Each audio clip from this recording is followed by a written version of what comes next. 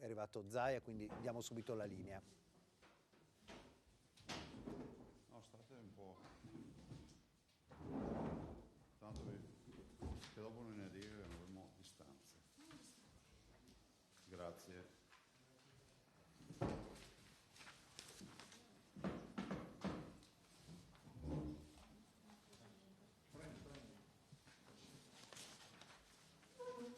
Ci siete ragazzi? Bravi. C'è anche Zennaro qua. Ciao. Grazie di essere qui, un buongiorno a tutti, anche ai cittadini che ci ascoltano. So che ci sono molte dirette, quindi cercherò di essere molto breve, sintetico e dare le informazioni. Ma ci siete o non ci siete? Ci siamo.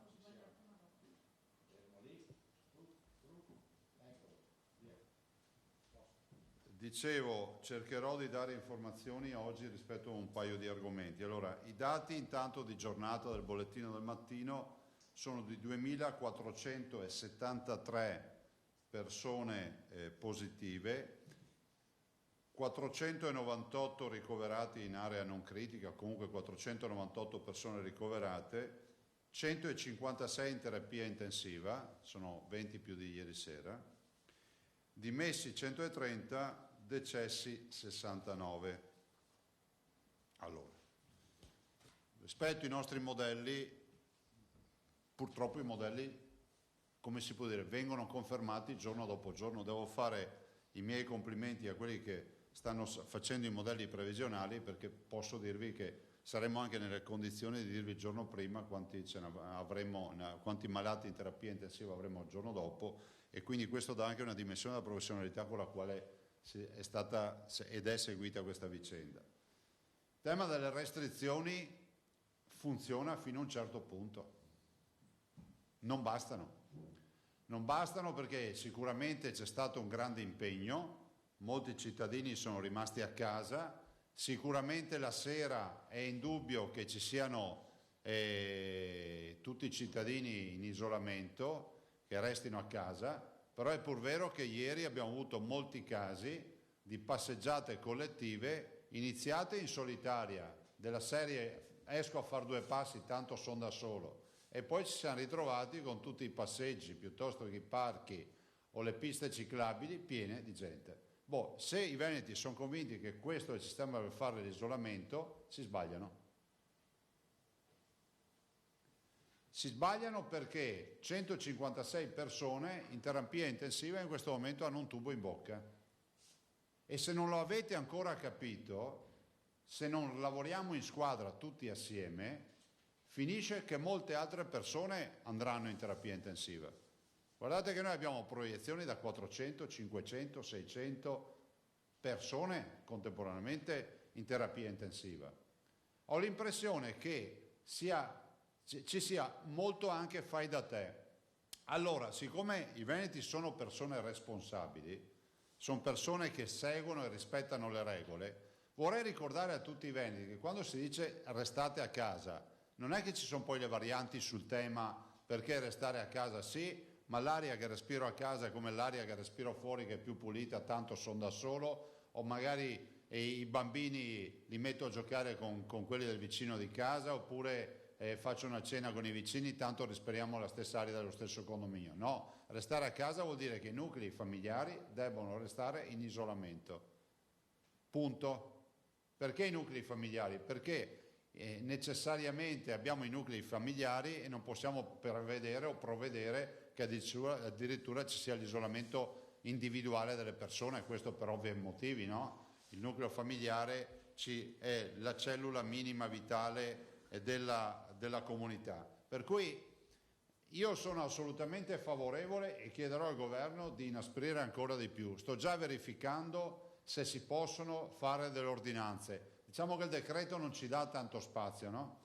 C'è qualche collega che è già stato minacciato di sequestro di persone o altre robe, perché se tu fai ordinanze troppo restrittive qualcuno poi vede lesa la sua libertà. Però in un momento come questo la tua libertà finisce dove inizia la mia. La tua libertà finisce dove inizia quella del tuo vicino di casa. La tua libertà finisce dove inizia quella degli altri. E qui la libertà è quella di restare sani, restare in vita, non ammalarsi. È fondamentale che continuiamo a insistere su questo fronte. Quindi, se volete, la mia personale opinione sarà quella di chiedere che si inasprisca ancora di più. Abbiamo capito che l'attività fisica all'aperto, che è stata considerata, diciamo, come una valvola di sfogo, perché ci rendiamo conto del sacrificio che facciamo tutti noi, ma non è che lo fanno per me, per i miei assessori o per qualcun altro, lo facciamo per noi stessi questo sacrificio, che sia chiaro, no? Abbiamo capito che anche quella valvola di sfogo è una valvola che non funziona, perché la corsetta del footing fatto alla fine dà a tutti l'alibi e la giustificazione di uscire per poi fare, guardate, io sono uno che va a correre e fa attività fisica per i campi, cioè io non ci vado più, ma non ci vado più, potrei sapere anche dei percorsi dove non trovo nessuno, ma non ci vado più perché penso che sia fondamentale dare l'esempio. E penso che noi abbiamo tutti la responsabilità. A questo punto mi ha scritto una podista che fa le ultramaratone, mi ha detto: guardi, faccia un appello, me l'ho scritto ieri, così non può funzionare. Io sono un atleta che fa le ultramaratone, lo faccio di mestiere, le dico che io non mi alleno più. Quel po' che faccio lo faccio in casa a corpo libero, faccio le mie attività, ma non esco di casa per allenarmi. E allora, se questi sono gli appelli dei professionisti, penso che a noi che siamo quelli del sabato e della domenica non è che ci casca il mondo addosso se saltiamo qualche weekend di corsette fuori o quant'altro. In generale vi dico che su questo fronte noi continueremo a lavorare. Vi ricordo che il decreto scade il 25 marzo, quindi siamo alla prossima settimana, e quindi prima della prossima settimana tenteremo di tener vive le interlocuzioni col governo proprio per chiedere comunque da parte nostra ancora più restrizioni. Lo chiediamo non perché abbiamo, come si può dire, la volontà di essere dei persecutori o siamo dei sadici e vogliamo limitare la libertà dei cittadini, ma perché sappiamo quale sarebbe la prospettiva o sarà la prospettiva nelle nostre terapie intensive e nei nostri ospedali. Ho letto di qualcuno che oggi inizia a scriverci che stiamo sbagliando tutto, che gli inglesi hanno capito tutto. Vi invito solo di attendere la fine e vedere i bilanci. Noi abbiamo 63 morti, rimboccandoci le maniche, facendo di tutto per evitare. Non voglio neanche pensare, puntando alla teoria dell'immunità di gregge, che vuol dire che quando il gregge è immune, ha formato gli anticorpi, vuol dire che tu aspetti sulle porte dell'ospedale tutti quelli che ti arrivano, a prescindere. Gli inglesi organizzano le maratone. Secondo me è sbagliato. Se c'è qualcuno che pensa che questi siano i bei segnali, alla fine faremo la conta dei decessi e faremo anche la conta di che strascichi lascia questa malattia. Voglio ricordarvi che oltretutto si esce vivi molto spesso, ma si esce con insufficienza renale, si esce con danni neurologici, quindi non stiamo parlando di una passeggiata o di un'influenza. Chiuso questo, vi dico che noi abbiamo in questo momento più o meno quasi 7.000 persone in isolamento fiduciario. Questo è l'esito dei tamponi, per capirci. Cioè, nel momento in cui facciamo il tampone, becchiamo il positivo, facciamo gli isolamenti fiduciari e quindi ne abbiamo 7.000. E è un grosso lavoro, vogliamo implementare. Vi do una prima informazione sui tamponi, che la capacità attuale di oggi è di 3.210 tamponi al giorno, più o meno, 3.200-3.300. Noi pensiamo adesso con il nuovo progetto che vogliamo fare che le microbiologie del Veneto ne facciano almeno 11.000 al giorno, cioè moltiplichiamo di molto. A queste si aggiungono le attività del professor Crisanti, che ovviamente vanno secondo altri canali scientifici, che sono quelle anche più random, più on the road, come ho detto, e quindi abbiamo la parte della clinica microbiologica del Veneto, dei nostri ospedali, che ne farà almeno 11.300, 12.000. E poi avremo i famosi 10.000 campioni, ci dice il professor Crisanti, che saranno quelli a corredo per isolare eventuali focolai. alle microbiologie del Veneto, ai direttori generali che sentiamo tutti i giorni in videoconferenza, li vediamo con l'assessore Lanzarini e l'assessore Bottacin, abbiamo già detto già da ieri di predisporre i tamponi con priorità partendo dal personale, quindi personale sanitario a tappeto, case di riposo a tappeto, medici di base a tappeto e dopodiché nella priorità tutti quelli che hanno sintomi, e quindi capite che non è che vuol dire che in un istante siamo in grado di coprire tutto questo fronte, perché solo i dipendenti sono 54.000 in Veneto. Però voglio dirvi che questa è la filosofia, che nel giro penso una settimana siamo già a regime col tema dei tamponi sui dipendenti, le case di riposo, i medici di base, che sono 5.000, quanti sono? 3.150 medici di base, e poi ovviamente cominciare ad implementare sempre di più la risposta diciamo a colui che ha i sintomi ma ancora in teoria dovrebbe attendere il periodo di osservazione. Questo perché più casi isoliamo, più sicurezza creiamo. Fino ad ora abbiamo fatto 35.000 tamponi, noi sapete che siamo le superstar del tampone, ci daranno un premio alla fine, e dei 35.000 ne abbiamo avuti 31.135 negativi, quindi vuol dire che facciamo un'attività veramente di scouting e di ricerca, perché su 35.000 31.135 negativi e il resto abbiamo positività o parte da approfondire, diciamo. Comunque 31.000 erotti sono negativi. Detto questo vi dico che col progetto... Ah, no, me lo diciamo un altro giorno, cioè, perché ho visto che sono altri dati, grazie. Allora, detto questo, vi dico che la partita dei tamponi è una partita per noi irrinunciabile.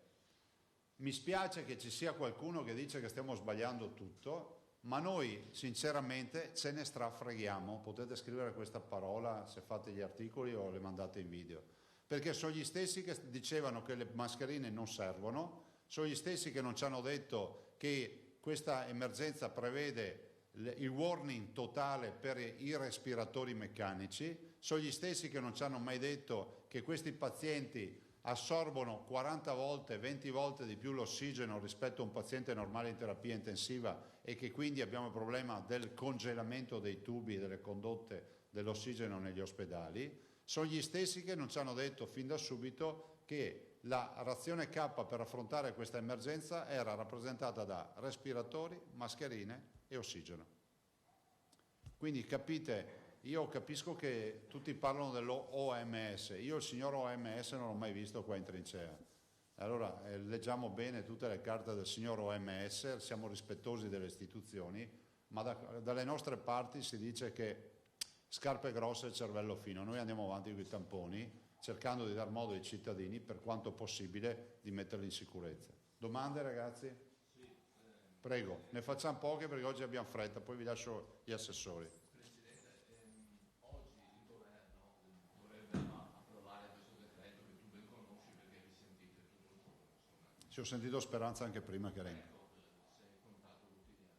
E ci sono degli aspetti di questo decreto, penso per esempio alla possibilità di requisire le strutture private e le assunzioni straordinarie, insomma ci sono ospedali da campo, degli aspetti di questo decreto che possono interessarvi? Sì, sì. Ce ne sono, intanto la requisizione delle strutture è già prevista dal decreto passato, quello ultimo fatto, quello. In questo decreto ci sono due aspetti sui quali noi abbiamo insistito e lavorato, insistito brutto termine perché comunque abbiamo lavorato, perché non abbiamo dovuto insistere, che sono rappresentati il primo dal tutto il tema dei dispositivi di protezione, che al di là dell'aspetto medico e clinico c'è quello del popolo, e il popolo va aiutato per metterlo in protezione. Ragazzi, mascherine non ce ne sono. Ieri sera noi avevamo in mano una partita, ve lo posso dire, abbiamo lavorato, se guardate, io su Instagram ho scritto fino alle 3 di questa notte, vi posso far vedere. Abbiamo lavorato pensando di avere in mano, ce l'avevamo, una partita di 3 milioni di F3, PFF3, cioè le top, 3 milioni di pezzi. Adesso arrivano notizie che dalla Cina è tutto bloccato nelle esportazioni, non si capisce, c'è il mondo intero. Quando voi nei vostri articoli, nei vostri servizi presentate il mondo, i famosi pallini rossi con le infezioni, ormai vedete che il mondo si sta colorando di rosso. Prima c'era qualche focolaio e quindi immaginate che dove vedete un pallino c'è un'istituzione, un paese che chiede forniture. Stiamo andando avanti bene col discorso dei respiratori, abbiamo un buon canale e sono fiducioso perché stanno iniziando a consegnare, però sul fronte quindi dispositivi, ok, c'è una norma, spero venga ripresa, questo ci permetterebbe di lasciare libera iniziativa ai nostri imprenditori che vogliono costruire, diciamo, guardate, io organizzerò una mostra di quanta creatività ci sia in Veneto rispetto alle mascherine. Oggi c'è arrivata l'ultima che è da Star Trek addirittura. E dall'altro c'è un'altra norma che io caldeggio, che è quella della fiscalità. Allora, noi da un lato abbiamo necessità di comprare merci, scusate, non fiscalità, delle garanzie. Dall'altro noi non siamo come un'azienda che può emettere lettere di credito e dire a chi ci vende la roba dall'altra parte del mondo stai tranquillo perché c'è una banca, c'è la lettera. Quindi so che nel decreto si cerca di affrontare anche questo sistema in maniera tale che quando troviamo la fornitura la riusciamo a comprare, perché in questo momento ce le soffiano perché vogliono il pagamento del 100% dell'importo prima, al momento della conferma dell'ordine, e tu dall'altra parte non sai se c'hai uno serio o uno che ti manda gli scatoloni vuoti, come è già accaduto in giro per l'Italia. Per cui il decreto dovrebbe aiutarci anche su questo fronte. Prego. No, guardi, allora rispetto a quella produzione che non è l'unica, perché sono tanti imprenditori che si stanno attrezzando per produrre anche forme alternative di protezione, e dovrebbe esserci dentro in questo decreto. Però il tema qual è? Il tema è che poi lì su quel fronte stanno facendo delle prove, l'idea è innovativa, però il problema è il materiale, perché alcuni materiali vanno bene ma sono meno filtranti, altri vanno bene ma sono meno filtranti, altri vanno male, vanno male da un punto di vista di applicazione, però sarebbero molto filtranti. È proprio un problema di materiali. Se su quel fronte si trova il materiale giusto, diciamo che possiamo andare in distribuzione. Noi stiamo provando dei dispositivi, però ci vuole il materiale giusto. Sul decreto sì, rispetto ai materiali abbiamo fatto un incontro anche stamattina, ma ancora non ci siamo. Però devo dire che Franceschi sta facendo un lavoro strepitoso con i suoi, il signor Franceschi, il proprietario, perché comunque anche ieri, l'altro ieri, H24 stanno facendo prove. Vogliamo mettere in condizione di avere i veneti almeno protetti da un dispositivo usa e getta, questa è la nostra idea.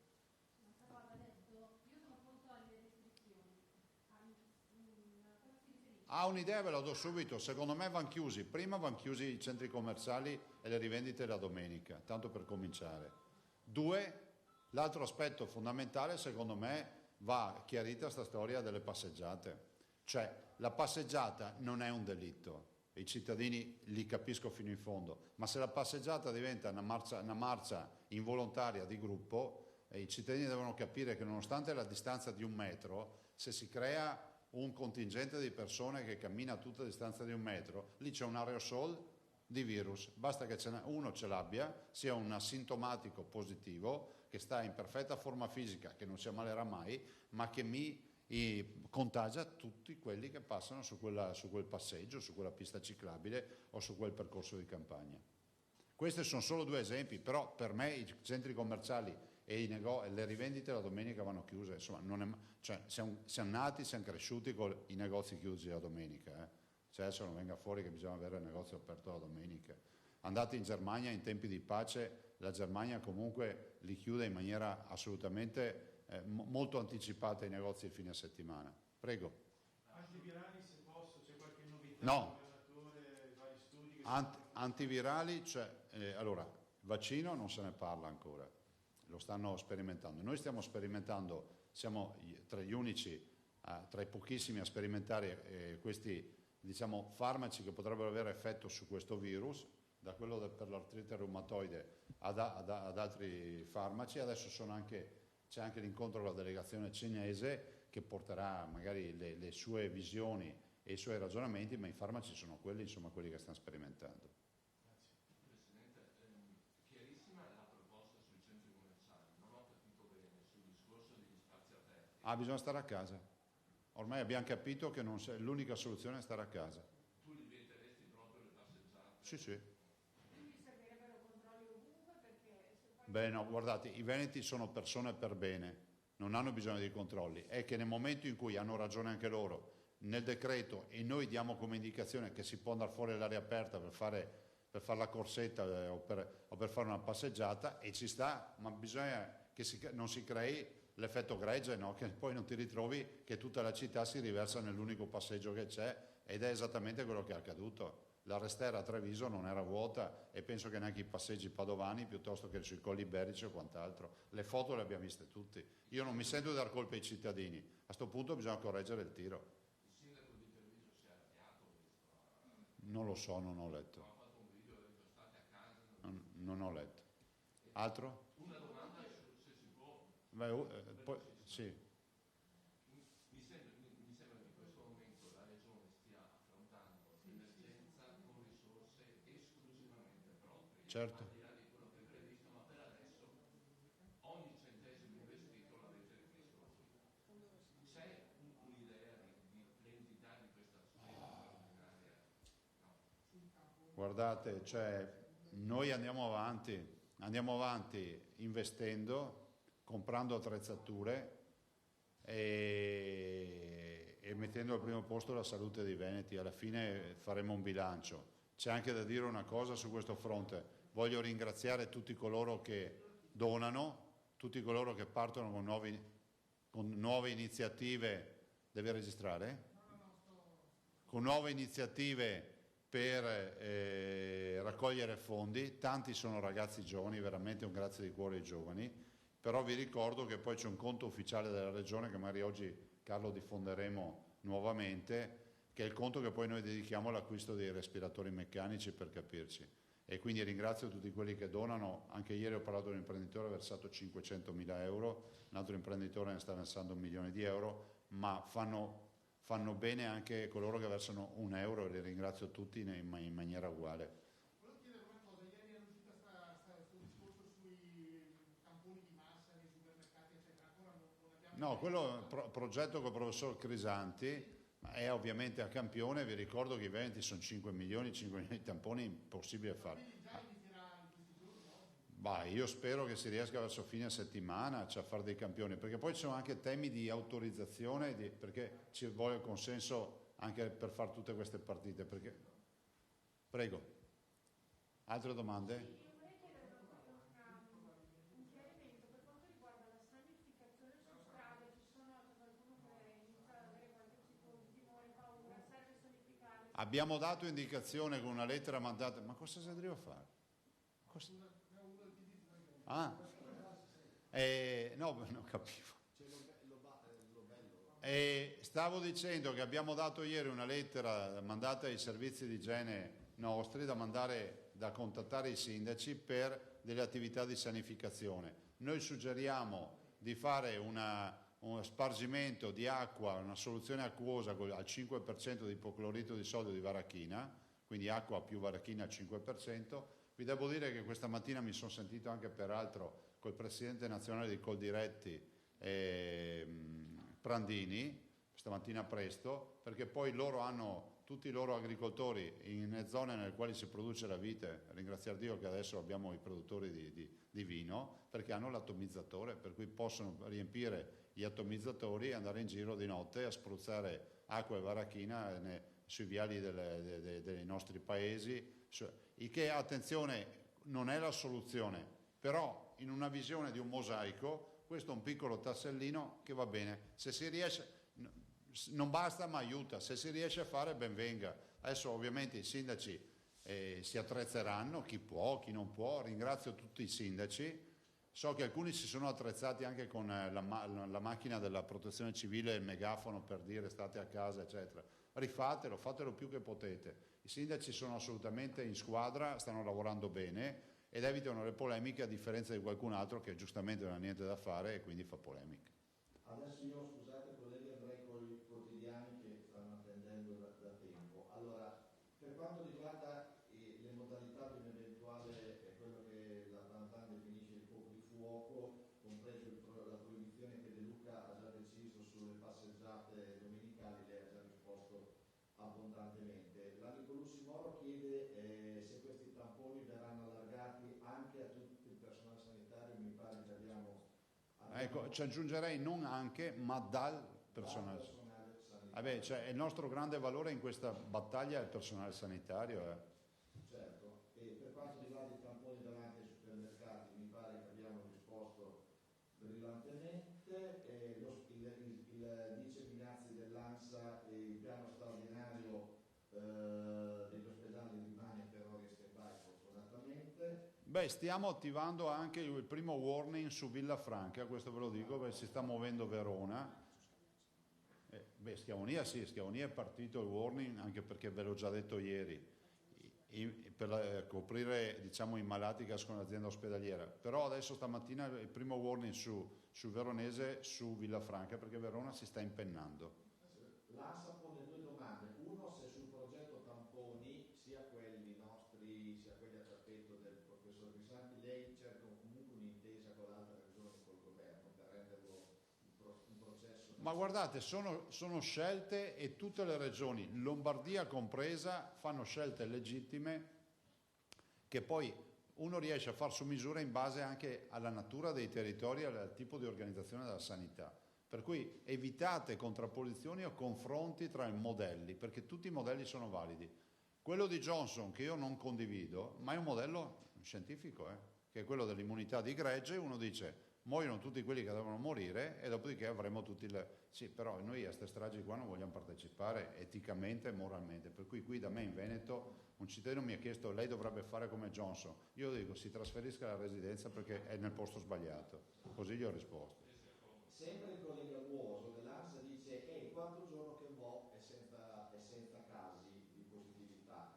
Come lo valutate e se è la dimostrazione? È la prova provata che il sistema dei tamponi, se riuscissimo, ma non ce la faremo mai per assurdo farli a tutti, è la prova provata che il sistema funziona. Vo ha avuto i primi 2 casi, abbiamo fatto i tamponi a tutti su mia volontà, perché i professoroni dicevano che era sbagliato. Gli hanno fatto 3.000 tamponi. Alla fine la contabilità sono stati 66 casi positivi, di gente che non c'entrava niente con i primi quei 2 contagiati. I 66 li abbiamo isolati per 14 giorni, alla fine abbiamo portato a casa 6 positivi.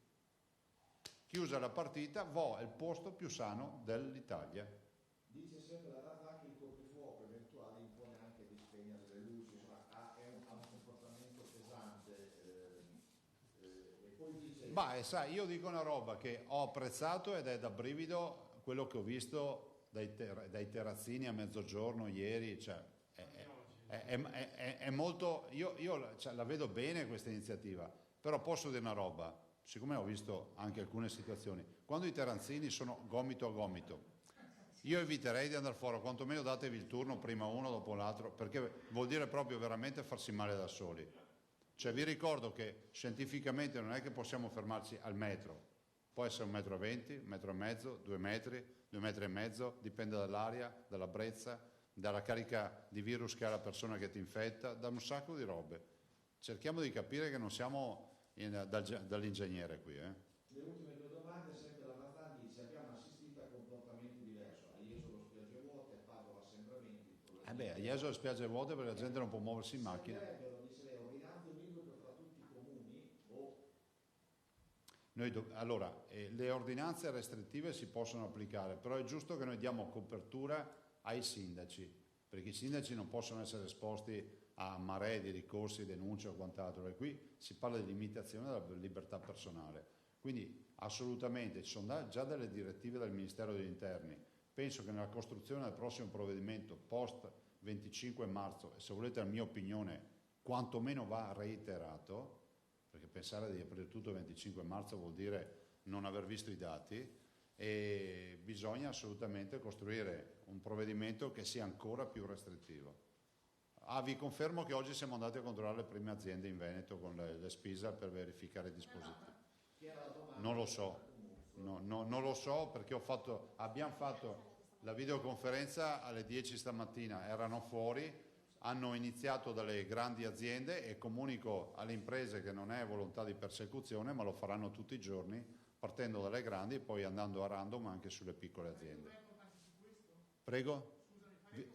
Sì, vi daremo risultati. So che alcuni di voi hanno chiesto di accompagnare gli ispettori. Mi dovete scusare, ma non lo troviamo corretto nei confronti di chi viene controllato e viene messo alla gogna. È un controllo che peraltro è a sorpresa, per cui a sorpresa deve esserci per tutti, presentarsi lì con la televisione. Capisco le esigenze, però non possiamo farlo. Sì. Dappertutto. Scusa, avrei un'ultima domanda, poi vi lascio ancora l'ultimissima su WhatsApp. Il sindaco di Jesolo dice che il collega Guerretta ha problemi con gli operai dei cantieri per ripristinare spiagge e chioschi in vista della stagione. Loro lavorano, ma è difficile rispettare l'estate, lui vorrebbe chiuderli per un paio di settimane, si tratta di centinaia di persone. Cioè risistemazione spiagge. Ma guardate, allora, i cantieri per la sistemazione delle spiagge prevedono l'utilizzo del dispositivo del DP, della mascherina. A quel punto, quando uno ha la mascherina, capiamoci, se l'attività è un'attività necessaria, penso che il tema delle spiagge e il ripascimento ci faccia anche sperare che si ritorni alla normalità. Allora io penso che sia più in pericolo un medico col dispositivo in ospedale di uno che lavora in spiaggia per il ripristino della spiaggia. Dopodiché il sindaco ha l'autorità per poter fare anche delle scelte diverse. Mi ha segnalato questi discorsi, il vero tema è che ci siano i dispositivi. I sindacati hanno fatto un accordo a livello nazionale col governo di tenere aperto tutte le attività produttive che hanno modo di garantire ai propri lavoratori i dispositivi. Se in spiaggia i lavoratori non hanno i dispositivi, vuol dire che le aziende devono chiudere, punto. Un dettaglio ancora sui tamponi, che mi sembra una questione molto importante. Sì. L'appunto mi dice che attualmente siamo a una capacità, dicevi, di 3.200 a 3.300 al giorno e che hai chiesto alle microbiologie di arrivare a farne 12.000 Sì. al giorno. È un obiettivo percorribile? Sì. Si può fare in tempi?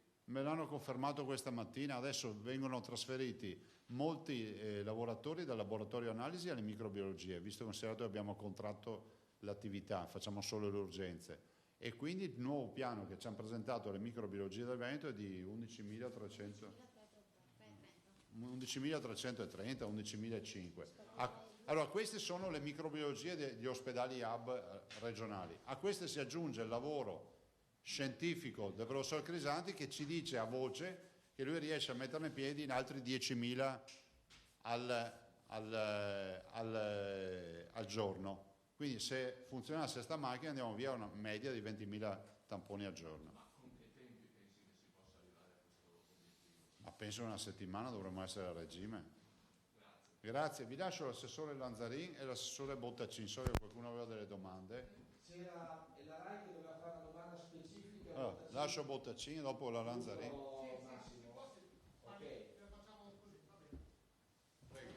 Adesso sentiamo anche assieme l'assessore alla protezione civile Bottacin per alcune comunicazioni, lo sentiamo assieme.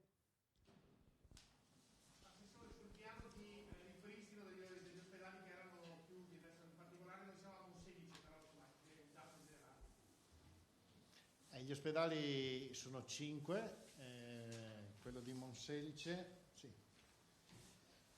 Il totale di posti di letto previsti sono 740, 140 a Valdobbiadene, 204 a Monselice, Bussolengo 170, Isola della Scala 120 e Zevio 106.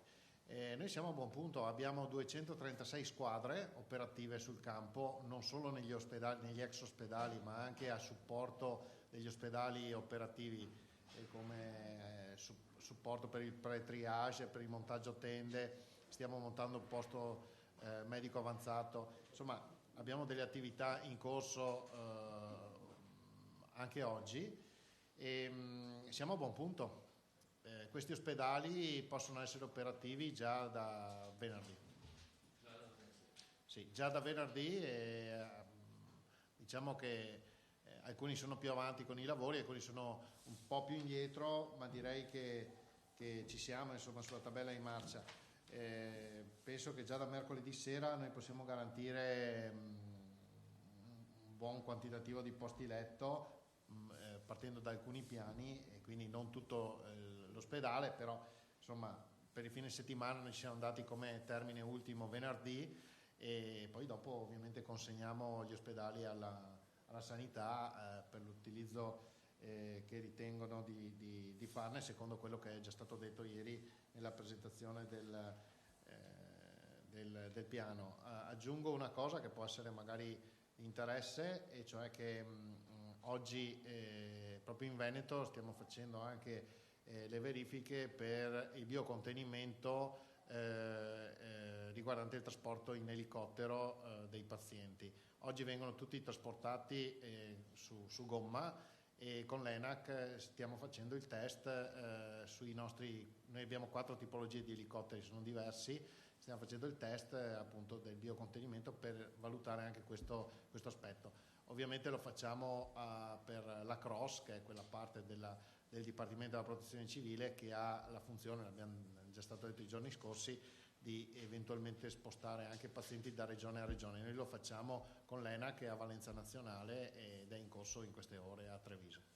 Assessore, scusa, ho capito bene, entro venerdì sera voi siete in grado di consegnare gli ospedali dismessi con le capienze previste? Sì, più o meno con con capienze ridotte siamo già in grado di farlo a partire da mercoledì, però per avere i numeri che sono stati detti servirà tutta la settimana.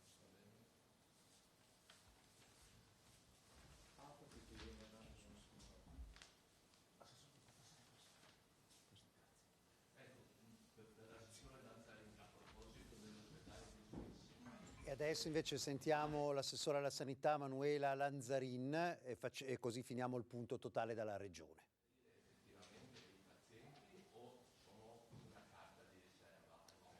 Allora, il Presidente ha ben spiegato ieri, questo è il piano che andrà in attuazione per step, quindi man mano che si esauriranno i posti letto che oggi sono stati previsti di potenziamento tra terapie intensive, mini invasiva e malattie infettive, perché allora in quell'occasione noi andremo ad aprire gli ospedali Covid, quindi quelli che sono stati inseriti e individuati, uno per ogni azienda sanitaria.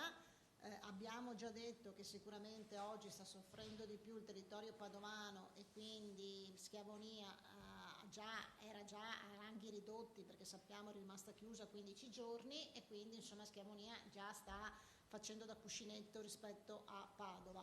Oggi c'è anche il discorso su Villafranca, perché probabilmente le 2 aziende universitarie sono quelle che oggi insomma hanno una mole, ma anche un numero insomma molto molto importanti.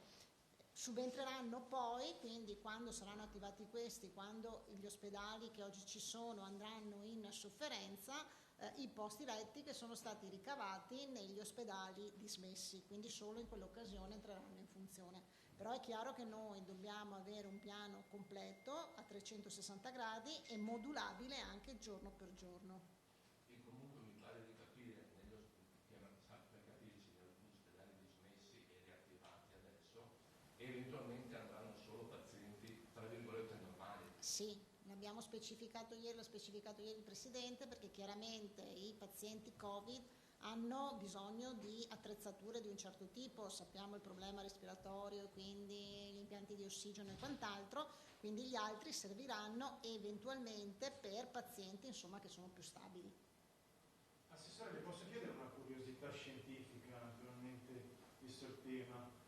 Con che cosa state curando i malati? Si sente di Ebola, HIV, si parla di anti-reumatoidi, cosa... No, allora il Presidente l'ha detto prima, ci sono 2 sperimentazioni. Quella che è partita all'azienda l'azienda ospedaliera di Padova, che è quella appunto che parte dall'istituto Spallanzani, e in Veneto abbiamo solo l'azienda ospedaliera di Padova che è col farmaco dell'Ebola. Da ieri invece insomma si parla in questi giorni del farmaco per l'artrite reumatoide, e quello oggi mi sembra che AIFA oggi si pronuncerà su questo, mi sembra di ricordare, quindi poi saremo pronti a farlo circolare, quindi anche non solo a Padova ma anche perché chiaramente è un farmaco diverso rispetto a quello per l'Ebola, che era un farmaco che era stato studiato per l'Ebola ma poi era un po' andato nel dimenticatoio, no? Quindi non era più stato utilizzato. L'altro invece è un farmaco che viene utilizzato insomma anche per l'uso insomma molto più quotidiano, ecco, per l'artrite reumatoida, quindi quello insomma ha una filiera diversa, ma oggi mi sembrava che oggi si doveva esprimere anche AIFA su questo. Sono solo voci che arrivano dalla Germania di possibili vaccini, si sente addirittura prenotazioni da parte di Trump, è fantapolitica. Ecco, avete risposto voi, noi sappiamo che il tempo per un vaccino è un tempo molto lungo, si parlava di un anno, e in questo caso almeno io quello che ascolto, non sono un tecnico, ma essendo anche un virus che muta molto facilmente è anche difficile pensare a un vaccino in tempi veloci, perché proprio stanno anche vedendo le mutazioni che ci sono, e quindi insomma dovremo sicuramente attendere. Poi tutto il resto lo sento e lo leggo dai giornali come voi. Senta, Assessore, prima il Presidente ha detto una frase in mezzo a tutto il discorso, dice quando uno esce spesso ha conseguenze renali, neurologiche, eccetera, eccetera. Questo vuol dire che uno che si becca sta roba e passa attraverso le terapie intensive? No, allora non creiamo e non diciamo cose insomma che creano paura, angoscia e timore. Ogni quadro clinico è un quadro clinico a parte, dobbiamo pensare a pazienti che hanno anche più patologie, che hanno quadri clinici complessi, che hanno già diverse problematiche, quindi possono avere anche un escurso di un certo tipo. Abbiamo sentito però, e questo è comunque allo studio, di insufficienza renale sì. Questo insomma può effettivamente succedere e accadere. Poi è chiaro che ogni paziente è un paziente a parte, quindi è difficile adesso capire, vedere, fare una statistica, però insomma ci sono casi, insomma si stanno verificando anche casi di questo tipo, soprattutto l'hanno visto in Cina ma in Lombardia, che sono più avanti di noi. Ecco, un'altra domanda che avevo fatto ieri e mi era stato risposto che servivano i dati eccetera. Abbiamo un numero, qualcosa che ci dica quanta gente è uscita invece dalle terapie, è guarita, è uscita dalle terapie? Noi abbiamo il dato complessivo che erano 121 mi sembra i dimessi, però non vi so dire, dobbiamo cercare di estrapolare, eventualmente Carlo proviamo a estrapolare un dato sulle terapie intensive, solo non ce l'abbiamo oggi. Mi sembra di capire, il problema principale Non ce l'abbiamo oggi, no, dobbiamo estrapolarlo. No, vi faccio, visto che il Presidente ci teneva, vi faccio due parole sulle strutture per anziani o le strutture sociosanitarie, perché è chiaro che sono uno dei focolai più importanti, ma soprattutto anche più a rischio. Voi sapete che noi abbiamo in Veneto circa 360 strutture per anziani, e quindi cito solo quelle per anziani senza citare quelle per i disabili o quant'altro, che vanno da strutture piccole con 50 posti a quelle anche con 500-700 posti letto, poi divisi tra logistica diversa. Su questi abbiamo visto che proprio perché si tratta di persone anziane con più patologie, una volta che in qualche modo il virus entra diventa molto difficoltoso. E allora non solo abbiamo inserito tutti gli operatori sanitari in quella fase di screening che diceva il Presidente, quindi già da evitare, quindi se ci sono dei operatori positivi da evitare, insomma, che rimangono in contatto con gli anziani, ma stiamo anche scrivendo delle procedure rispetto a il verificarsi di casi dentro le strutture, quindi prevedere anche degli isolamenti, onde evitare di portare i pazienti anche dalle strutture agli ospedali e quindi creare poi l'intasamento, il problema all'interno degli ospedali. Quindi stiamo scrivendo anche una procedura in questo senso. Uno dei problemi che stiamo affrontando è quello del personale, perché essendo personale all'interno delle strutture in molti casi che risulta positivo, iniziano ad andare in affanno e quindi iniziano ad avere problemi sul personale. Qui insomma abbiamo chiesto appunto anche con personale in pensione, abbiamo chiesto la cooperazione sociale, abbiamo chiesto e stiamo cercando di raccogliere per quelle strutture insomma che dovessero avere problemi penso a Merlara nel Padovano, che è la prima insomma che è andata un po' in crisi, anche a Bassano la Madonnina adesso sta soffrendo un po' di più, e quindi in questo caso abbiamo chiesto anche al volontariato insomma, diciamo, di capire che disponibilità, se si dovessero verificare situazioni in cui non riescono più insomma, a garantire il servizio perché c'è troppo personale positivo all'interno. Ecco, a proposito di appelli, no? Il famoso appello al personale della sanità in pensione che ha fatto tante volte Zaia, c'è qualche riscontro? Qualcuno si sta facendo avanti? Sì, ci sono, ve li presentiamo domani. Domani vi stiamo raccogliendo e domani vi diamo tutti insomma, i numeri di chi oggi ha risposto ai vari bandi, anche tra cui quelli che sono in pensione. Perché abbiamo il quadro complessivo e quindi vi diciamo a livello di personale quanti hanno risposto. Il bando,